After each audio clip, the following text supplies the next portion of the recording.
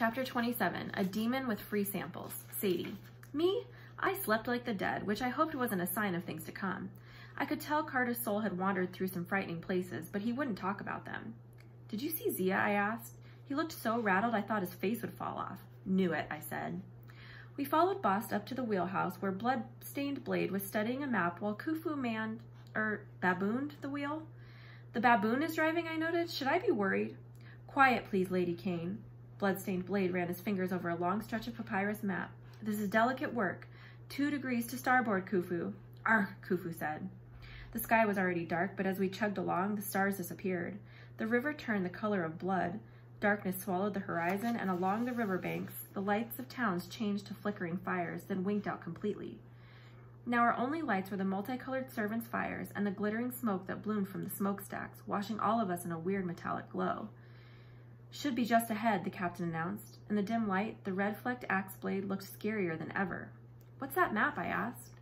Spells of coming forth by day, he said. Don't worry, it's a good copy. I looked at Carter for translation. Most people call it the Book of the Dead, he told me. Rich Egyptians were always buried with a copy, so they could have directions through the Duat to the land of the dead. It's like an idiot's guide to the afterlife.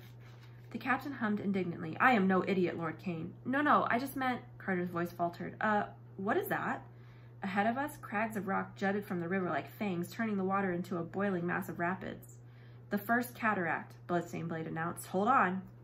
Khufu pushed the wheel to the left, and the steamboat skidded sideways, shooting between 2 rocky spires with only centimeters to spare. I'm not much of a screamer, but I'll readily admit that I screamed my head off. And don't look at me like that, Carter. You weren't much better. We dropped over a stretch of white water, or red water, and swerved to avoid a rock the size of Paddington Station. The steamboat made 2 more suicidal turns between boulders, did a 360 spin around a swirling vortex, launched over a 10-meter waterfall, and came crashing down so hard my ears popped like a gunshot. We continued downstream as if nothing had happened, the roar of the rapids fading behind us. I don't like cataracts, I decided. Are there more? Not as large, thankfully, said Bast, who was also looking seasick. We've crossed over into the land of the dead, Carter finished. He pointed to the shore, which was shrouded in mist. Strange things lurked in the darkness, flickering ghost lights, giant faces made of fog, hulking shadows that seemed unconnected to anything physical. Along the riverbanks, old bones dragged themselves through the mud, linking with other bones in random patterns. I'm guessing this isn't the Mississippi, I said. The river of night, Blood-Stained Blade hummed. It is every river and no river, the shadow of the Mississippi, the Nile, the Thames. It flows throughout the Duat, with many branches and tributaries. Clears that right up, I muttered. The scenes got stranger. We saw ghost villages from ancient times, little clusters of reed huts made of flickering smoke. We saw vast temples crumbling and reconstructing themselves over and over like a looped video, and everywhere ghosts turned their faces toward our boat as we passed. Smoky hands reached out. Shades silently called to us, then turned away in despair as we passed. The lost and confused, Bast said. Spirits who never found their way to the Hall of Judgment. Why are they so sad, I asked. Well, they're dead, Carter speculated. No, it's more than that, I said. It's like they're expecting someone. Ra, Bast said. For eons, Ra's glorious sunboat would travel this route each night, fighting off the forces of Apophis.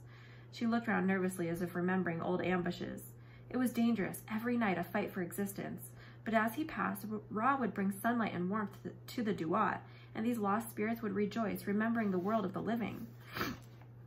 But that's a legend, Carter said. The earth revolves around the sun. The sun would never actually descend into the earth. Have you learned nothing of Egypt? Bast asked. Conflicting stories can be equally true. The sun is a ball of fire in space, yes, but its image, as you see it, crosses the sky. Life-giving warmth and light it brings to the earth, that was embodied by Ra. The sun was his throne, his source of power, his very spirit. But now Ra has retreated into the heavens. He sleeps, and the sun is just the sun. Ra's boat no longer travels on its cycle through the Duat. He no longer brings light to the dark, and the dead feel his absence most keenly. Indeed, Blood-Stained Blade said, though he didn't sound very upset about it. Legend says the world will end when Ra gets too tired to continue living in his weakened state. Apophis will swallow the sun, darkness will reign, chaos will overcome Ma'at, and the serpent will reign forever. Part of me thought this was absurd. The planets would not simply stop spinning, the sun would not cease to rise. On the other hand, here I was, riding a boat through the land of the dead with a demon and a god. If Apophis was real too, I didn't fancy meeting him. And to be honest, I felt guilty. If the story Thoth told me was true, Isis had caused Ra to retreat to the heavens and that secret name business. With that secret name business, which meant in a ridiculous, maddening way, the end of the world would be my fault. Bloody typical. I wanted to punch myself to get even with Isis, but I suspected it would hurt me. Ra should wake up and smell the salab, I said. He should come back. Boss laughed without humor. And the world should be young again, Sadie. I wish it could be so. Khufu grunted and gestured ahead. He gave the captain back the wheel and ran out of the wheelhouse and down the stairs. The baboon is right, Bloodstained Blade said. You should get to the prow. A challenge will be coming soon. What sort of challenge, I asked. It's hard to tell, Bloodstained Blade said, and I thought I detected smug satisfaction in his voice. I wish you luck, Lady Kane. Why me, I grumbled. Boss Carter and I stood at the prow of the boat, watching the river appear out of the darkness. Below us, the boat's painted eyes glowed faintly in the dark, sweeping in beams of light across the red water.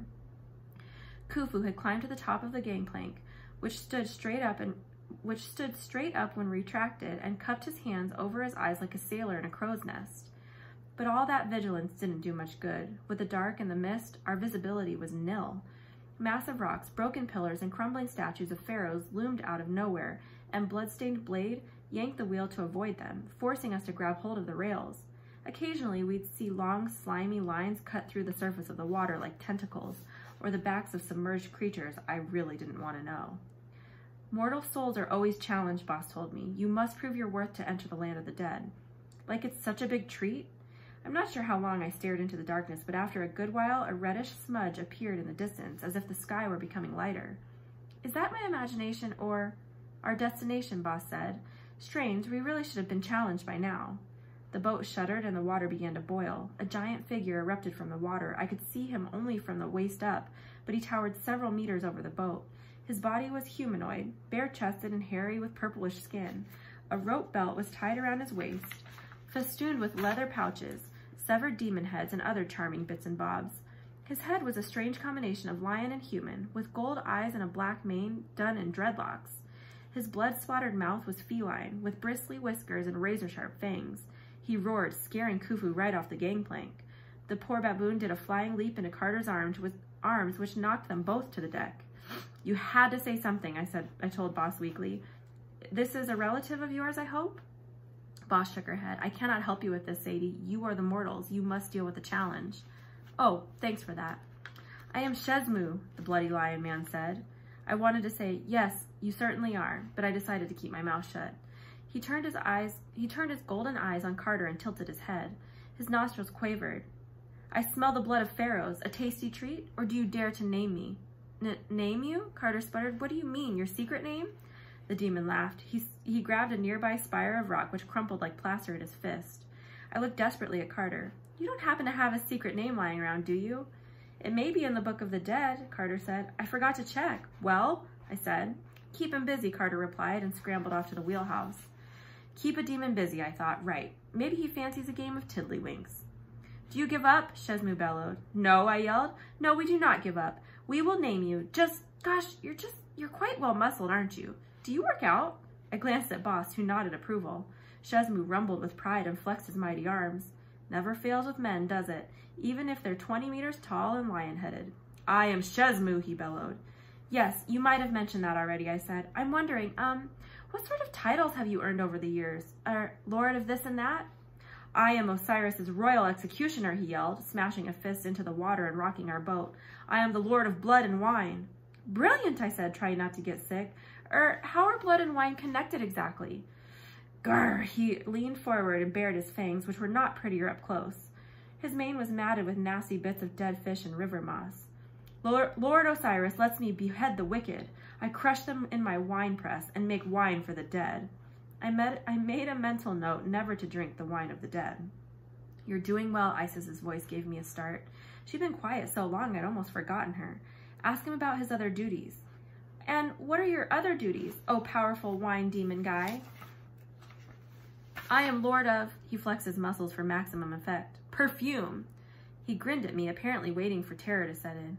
Oh my, I said, that must make your enemies tremble. Ha ha ha, yes. Would you like to try a free sample? He ripped a slimy leather pouch off his belt and brought out a clay pot filled with sweet-smelling yellow powder. I call this eternity. Lovely, I gagged. I glanced behind me, wondering where Carter had gone, but there was no sign of him. Keep him talking, Isis urged. And, perfume is part of your job because, wait, I've got it. You squeeze it out of plants, like you squeeze wine or blood, Shezmu added. Well, naturally, I said. The blood goes without saying. Blood, he said. Khufu yelped and covered his eyes. So you serve Osiris, I asked the demon. Yes. At least, he hesitated, snarling in doubt. I did. Osiris's throne is empty, but he will return, he will. Of course, I said. And so your friends call you Shezi? Bloodseekins?